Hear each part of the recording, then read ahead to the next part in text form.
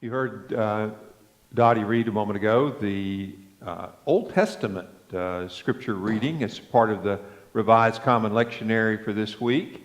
I chose the Old Testament reading to emphasize something that I would like to emphasize today. And it's about the story of Job, a story that many of you have heard before. I'll refresh you a little bit in the sermon.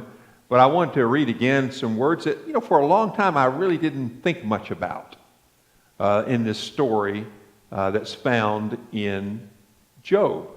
And it's the words located in verses 11 and 12 that you heard a moment ago, but I want to read them again for emphasis.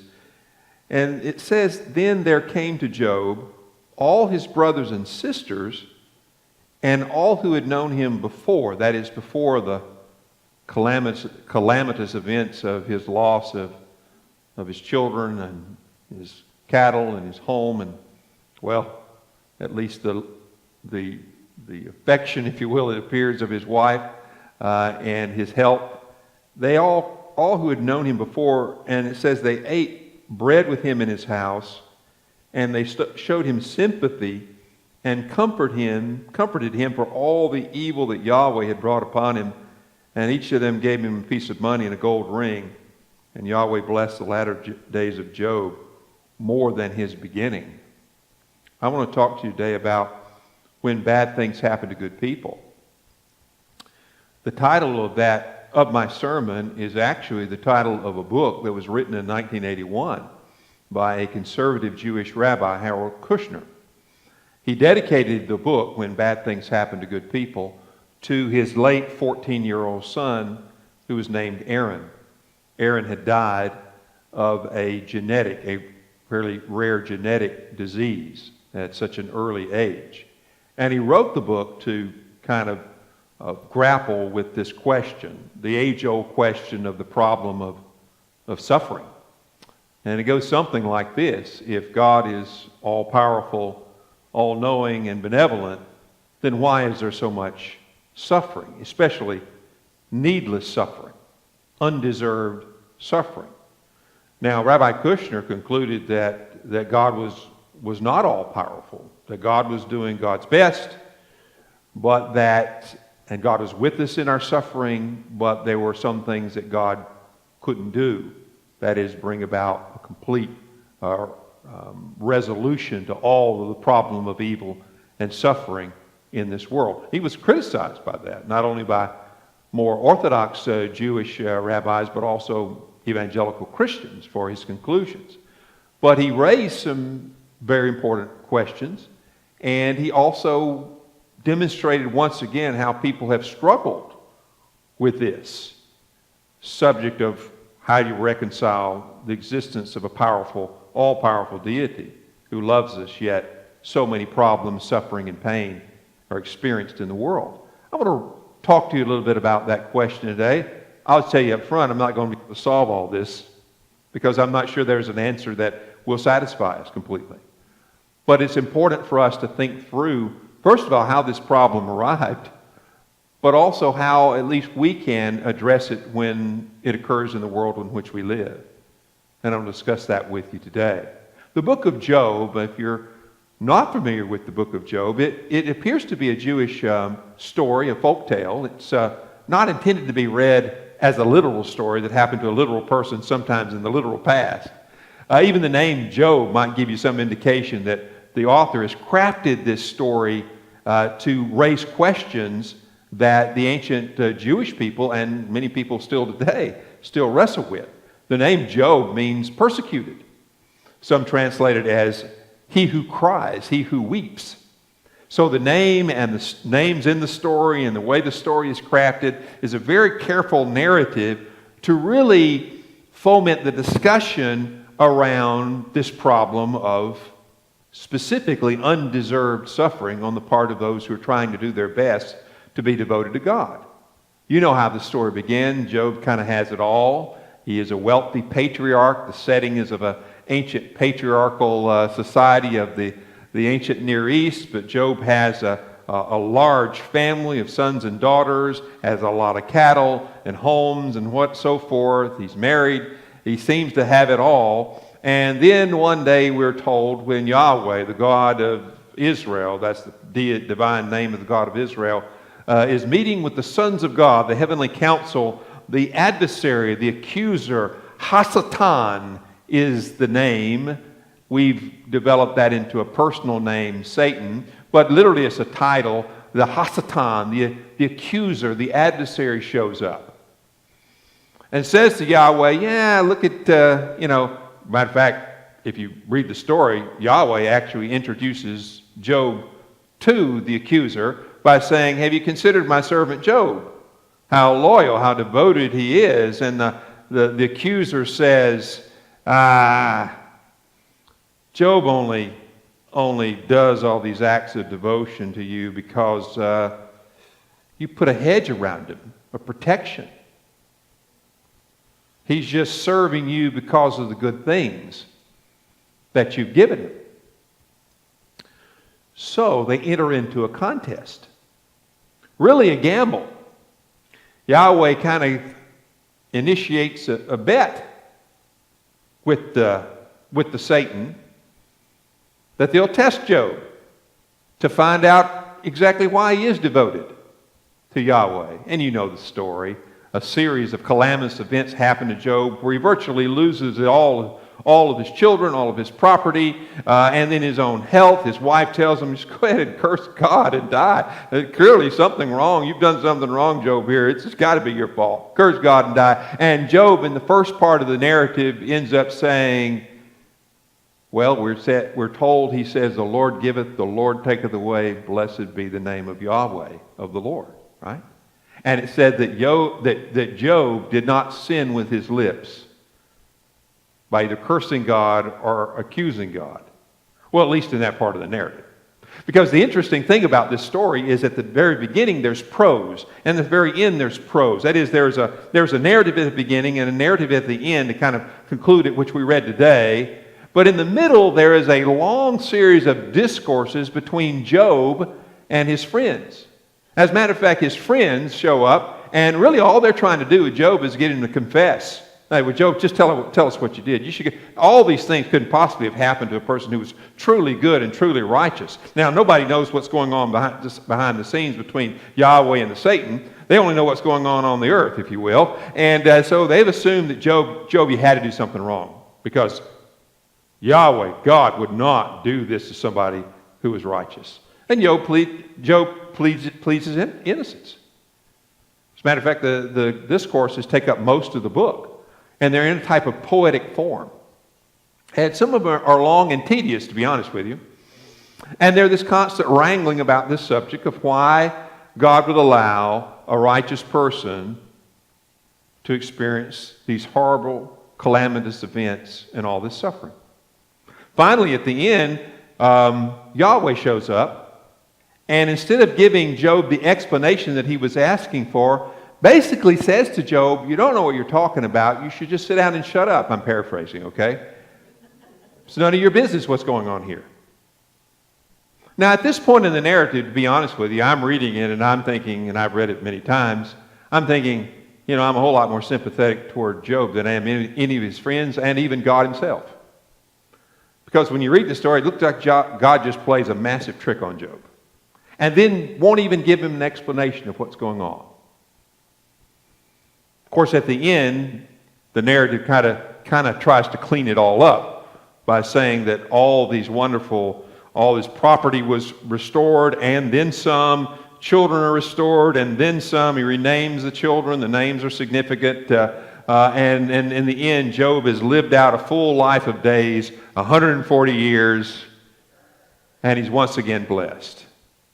But nowhere in the story are we ever told that Job gets an explanation for what happened to him. Now, you understand, this is one way that the ancient Hebrew people tried to wrestle with this question. And I want to take you back a little bit of time so you understand how this problem developed in the way the ancient Jewish people thought. On the back of your bulletin, there's some thoughts I want to emphasize. One thing you should know is that for much of ancient Jewish history, the people of Israel believed that Yahweh, the God of Israel, was one God among many powerful gods in their world. Now, that's very important. They were essentially polytheistic. Now, they believed, at least some of them, believed that Yahweh was their God, but they still believed that there were all sorts of gods all around them in the other nations. I mean, you could name a list. There was Marduk of Babylon. There's Chemosh of Moab. There's Ra and Set of Egypt. There is Dagon of the Canaanite of the Phoenicians. There Baal of the Canaanite deities. There's Zeus in Greece, and you could go around that whole region. There's all sorts of gods. And the ancient Jews did not deny that other gods exist. When they portrayed Yahweh, they did not portray Yahweh as a single deity, the only one that existed, just simply the only one they were supposed to be devoted to. He coexisted with a lot of other gods.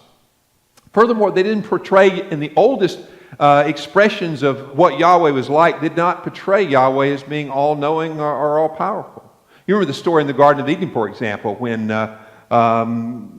Yahweh had made Adam and then Eve in the Garden of Eden, and of course they take the forbidden fruit and they eat of it as breaking the commandment he had given them. And it says, what did it say? It says Yahweh showed up in the cool of the day, walking in the Garden of Eden, and what does he do?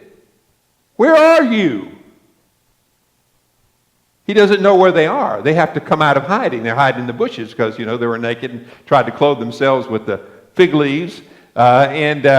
Yahweh doesn't know where they are. It doesn't portray Yahweh as all-powerful. Later on in the story of the Tower of Babel, it says that Yahweh came down from heaven when the people were building this great tower, perhaps a ziggurat that was supposed to reach the heavens. And Yahweh's a little nervous about what's going on, so he confuses the language of the people, and they begin to babble all sorts of different of languages, and they no longer could proceed to build the temple, that great tower to heaven.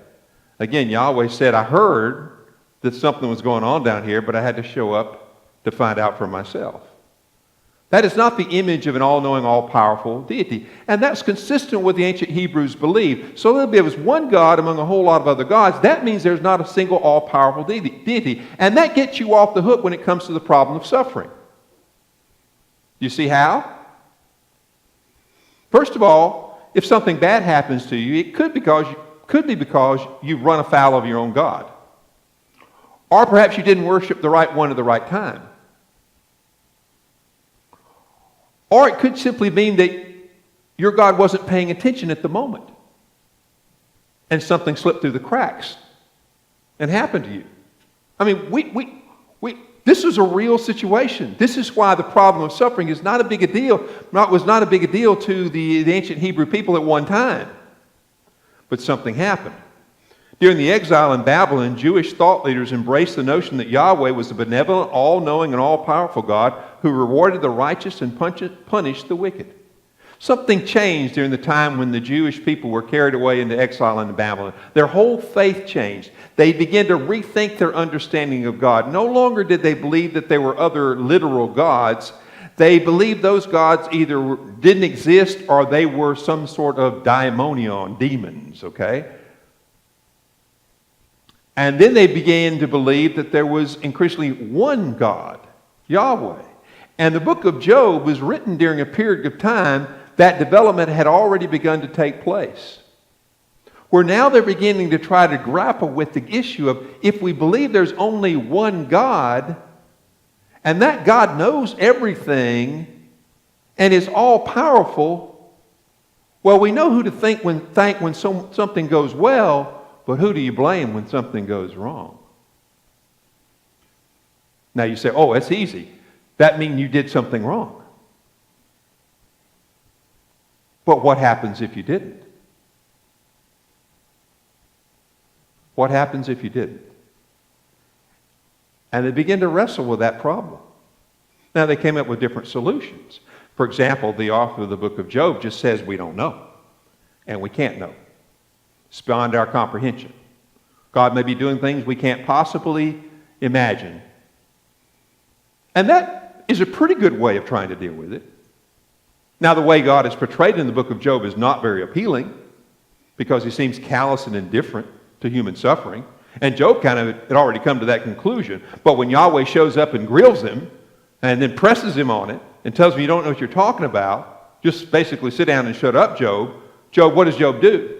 Well, when you're in the presence of God, what do? You sit down and shut up. Or you repent in dust and ashes, as he says. And you close your mouth. Now, the story of Job ends well, right? Kinda. He still lost those children in the narrative. And I don't care, you can add more children, but it doesn't take away the pain of losing the ones that you lost. Especially if Job were to find out it was just a gamble between the Almighty and Satan. That would be terribly painful to think about. So there's something that leaves me empty. I'm sure it left the ancient Hebrews empty because they continued to wrestle with the problem. We still wrestle with it today. It's an insoluble problem that we just can't quite get our minds wrapped around. If we believe in a single, all-knowing, all-powerful deity, then why is there so much suffering in the world? Why do young children why are they born with genetic illnesses where they live miserable existence until they die? Why is there so much disease? Why is there so much man-made and man-caused tragedy in the world? Why do people develop these sick ideologies that make them want to go into a place of worship and shoot down people, gun down people who have never done anything to harm them? Why doesn't God intervene on those type of circumstances? We don't know. We don't know. I don't know. If you thought me speaking this sermon today I was going to give you a quick, easy answer, I don't have one. There are several efforts to arrive at it, but at the end of the day, I'm just like you. I'm perhaps just like the ancient Hebrews. It's an insoluble problem. So that leads me to say this. I do not believe I can know why God chose the universe that exists, that we live in, to emerge as it is. Now, there are some things I put aside. For example, I don't blame the weather on God. Or I don't blame it on God in the sense that I believe God's trying to get at us because a hurricane blows through and destroys so much property and lives. I don't do that. Earthquakes either.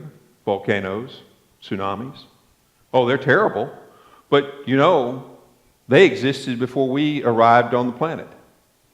If human existence only goes back to, say, somewhere in the area of 300,000 years, you know that earthquakes and volcanoes and tsunamis and floods and hurricanes and tornadoes, and other than that, they preceded us. They were going on long before we got here. We just showed up in a time and a place where these things were already going on. As a matter of fact, it's very likely if some of those things hadn't gone on, we wouldn't be here to begin with from the standpoint of looking at it from a naturalistic perspective.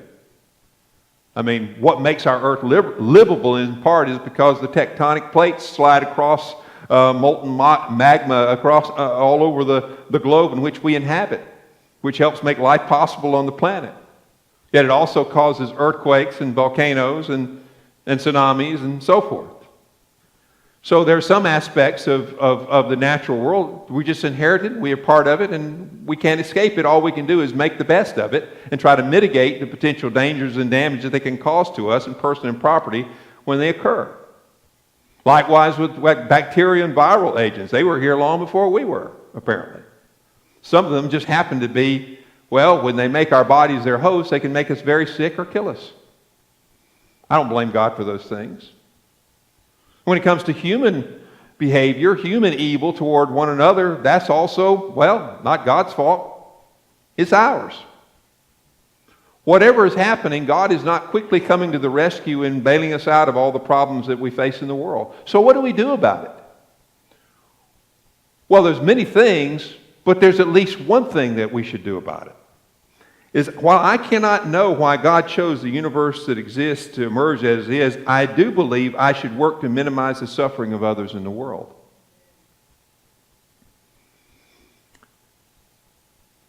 Human beings have and can make things better. My faith moves me to want to make things better. That part of the story I told you I missed at the very beginning that I read to you just a moment ago. What happened there with Job? Well, first of all, in the whole narrative, Job had his friends show up, I put that in air quotes because, boy, that was some great friends. Basically, he showed up and said, Job, the problem is you did something wrong and God's getting you for it. That's great friends. Made him really comfortable, I'm sure, right? So when you read that, if you ever take the time to read through the main part of that book, the central part of it, you'll see this ongoing, they're just badgering Job. What did you do, Job? You had to do something. God can't be unjust. It had to be you, okay? Listen, when somebody's suffering and hurting, it's not my job to show up and explain the cosmos to them. It's not my job to try to become a detective and decide who was to blame. Don't be like those friends. But there's another group of people that are mentioned in this story who I think we can admire. And they were called his brothers and his sisters and all those who knew him before the calamity struck. What did it say they did?